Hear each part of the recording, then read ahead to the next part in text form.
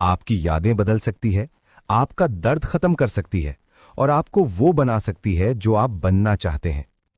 1955 में British medical association ने बाकायदा ऐलान किया कि हिप्नोसिस एक हकीकी और तिब्बी तौर पर साबितशुदा इलाज है। स्टैनफोर्ड यूनिवर्सिटी की रिसर्च बताती है कि दुनिया की 85% आबादी को हिप्नोटाइज किया जा सकता है, लेकिन फिर भी लोग इसे जादू समझते हैं। क्या आप जानते हैं कि अभी इस वक्त जब आप ये सुन रहे हैं, आपका सबकॉन्शियस माइंड आपकी जिंदगी के 95% फैसले कर रहा है? आपका कॉन्शियस माइंड सिर्फ 5% काम करता है।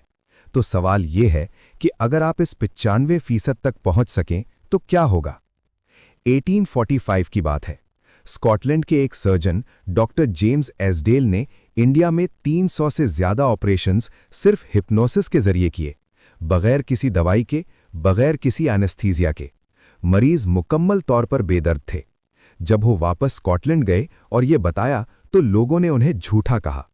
आज वही टेक्निक दुनिया के बड़े हॉस्पिटल्स में इस्तेमाल होती है, जो ना कोई यूट्यूब वीडियो बताती है, ना कोई किताब, क्योंकि ये इल्म सिर्फ उन लोगों के पास है जिन्होंने बरसों तक क्लिनिकल प्रैक्टिस की है।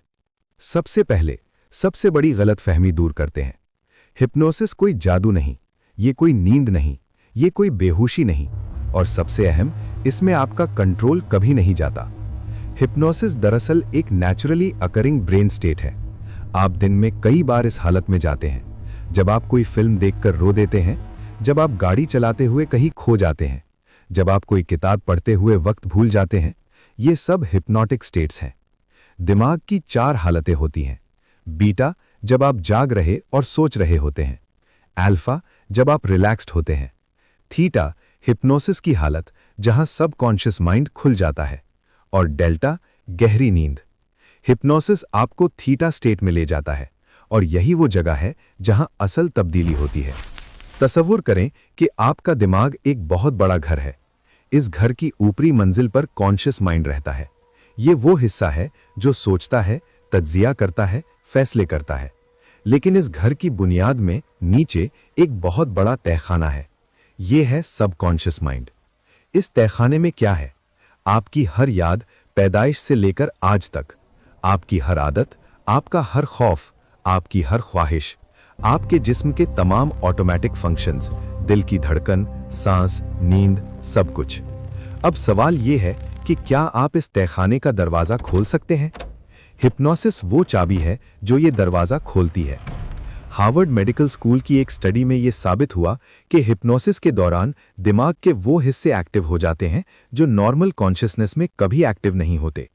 ब्रेन स्कैन्स ने दिखाया कि हिप्नोटाइज्ड इंसान का दिमाग लिटरली मुख्तलिफ तरीके से काम करता है।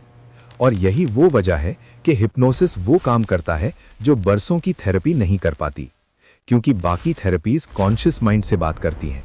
हिप्नोसिस सीधा सबकॉन्शियस माइंड से बात करता है। अभी मैं आपको 3 ऐसे वाकयात सुनाता हूं जो 100% हकीकी हैं और जिनके बारे में जानकर आप सोचेंगे कि ये कैसे मुमकिन है। 1996 में एक खातून जिनका नाम वर्जीनिया कहते हैं, वो 30 साल से इतनी शदीद स्पाइडर फोबिया में मुब्तला थीं कि मकड़ी की तस्वीर देखकर बेहोश हो जाती थीं। हर तरह की थेरेपी आजमाई, कुछ काम ना आया। फिर एक सेशन ऑफ हिप्नोसिस, सिर्फ एक सेशन, और 30 साल का खौफ खत्म। आज वो मकड़ियों को हाथ में उठा सकती हैं। 2010 में मैनचेस्टर के एक हॉस्पिटल में एक मरीज का पूरा डेंटल सर्जरी, दांत निकालना, ड्रिलिंग, सब कुछ सिर्फ हिप्नोसिस के जरिए किया गया।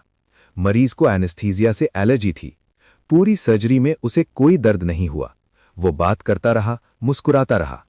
और वाकया नंबर 3, और ये सबसे हैरान करने वाला है। ओहायो स्टेट यूनिवर्सिटी की रिसर्च में साबित हुआ कि हिप्नोसिस के जरिए इंसान का इम्यून सिस्टम मजबूत किया जा सकता है। कैंसर के मरीजों में हाइपोथेरेपी के बाद व्हाइट ब्लड सेल्स की तादाद बढ़ गई। दिमाग ने जिस्म को हील करना शुरू कर दिया, सिर्फ सजेशन से। ये जादू नहीं, ये साइंस है, और ये साइंस आप सीख सकते हैं। अब मैं आपको वो बताता हूं जो कोई नहीं बताता, हिप्नोसिस का असल मैकेनिज्म। जब कोई शख्स हिप्नोसिस में जाता है तो सबसे पहले क्या होता है? क्रिटिकल फैक्टर बंद हो जाता है। क्रिटिकल फैक्टर क्या है? ये वो दरवाजा है जो कॉन्शियस और सबकॉन्शियस माइंड के बीच में है। ये हर वक्त ऑन गार्ड रहता है। हर नई इन्फॉर्मेशन को चेक करता है, जज करता है, फिल्टर करता है। यही वजह है कि जब कोई आपसे कहे तुम बहुत अच्छे हो, तो आपका जहन फौरन कहता है नहीं, मैं नहीं हूं। क्रिटिकल फैक्टर ने वो पॉजिटिव सजेशन ब्लॉक कर दी। हिप्नोसिस में ये क्रिटिकल फैक्टर टेम्परेरीली बाईपास हो जाता है और अब सबकॉन्शियस माइंड डायरेक्टली सजेशंस कबूल करता है, बगैर किसी रेजिस्टेंस के। यही वजह है कि हिप्नोसिस में आप किसी की 30 साल पुरानी फोबिया चंद मिनटों में खत्म कर सकते हैं। यही वजह है कि स्मोकिंग छुड़ाने में हिप्नोसिस की सक्सेस रेट बाकी सब मेथड से 3 गुना ज्यादा है, यूनिवर्सिटी ऑफ आयोवा की मेटा एनालिसिस के मुताबिक। और सबसे अहम बात, ये सीखना उतना मुश्किल नहीं जितना आप सोचते हैं, अगर आपके पास सही रहनुमाई हो। अब सवाल ये है कि आप ये क्यों सीखें? अगर आप एक साइकोलॉजिस्ट हैं, तो हिप्नोसिस आपकी थेरेपी को 10 गुना ज्यादा इफेक्टिव बना देगा। वो केसेस जो महीनों से रिजॉल्व नहीं हो रहे, हिप्नोसिस से चंद सेशंस में हल हो सकते हैं। अगर आप मेडिकल प्रोफेशनल हैं, तो pain management, anxiety reduction, surgical preparation में हिप्नोसिस आपका सबसे ताकतवर टूल बन सकता है। अगर आप स्टूडेंट हैं साइकोलॉजी के, तो ये वो स्किल है जो आपको बाकी सबसे अलग बना देगी। पाकिस्तान में हिप्नोथेरेपी जानने वाले साइकोलॉजिस्ट्स की तादाद उंगलियों पर गिनी जा सकती है। और अगर आप सिर्फ खुद को बेहतर बनाना चाहते हैं, तो सेल्फ हिप्नोसिस वो ताकत है जो आपको अपने सबकॉन्शियस माइंड का मास्टर बना देगी। पाकिस्तान में आज हिप्नोथेरेपी की डिमांड तेजी से बढ़ रही है, लेकिन ट्रेंड प्रोफेशनल्स ना के बराबर हैं। ये आपके लिए एक बहुत बड़ा मौका है। मैंने आज आपको हिप्नोसिस की दुनिया की एक झलक दिखाई है, लेकिन ये सिर्फ एक झलक थी। साइको रेमेडी ने पाकिस्तान का पहला मुकम्मल क्लिनिकल हिप्नोसिस कोर्स तैयार किया है, उर्दू में शुरू से आखिर तक। इस कोर्स में क्या है? 8 मुकम्मल मॉड्यूल्स, 40 से ज्यादा वीडियोस, 6 हफ्तों की मुकम्मल तरबियत, इंडक्शन टेक्निक्स जो दुनिया के बड़े हिप्नोथेरेपिस्ट्स इस्तेमाल करते हैं, क्लिनिकल एप्लीकेशंस, एंग्जाइटी से लेकर ट्रॉमा तक, रियल केस स्टडीज और प्रैक्टिकल डेमोन्स्ट्रेशंस, और सबसे अहम, साइको रेमेडी